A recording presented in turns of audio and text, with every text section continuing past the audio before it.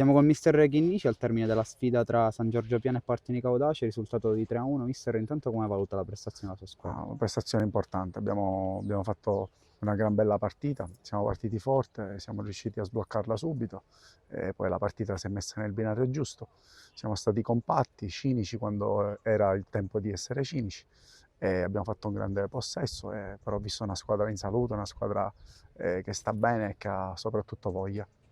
Mister, adesso 2 settimane di pausa, poi la ripresa. Quanto manca per Eh, la promozione? per la promozione ancora mancano 2 partite, sappiamo che ci sono 2 finali, una a Bagheria e poi aspettiamo il Gemini in casa.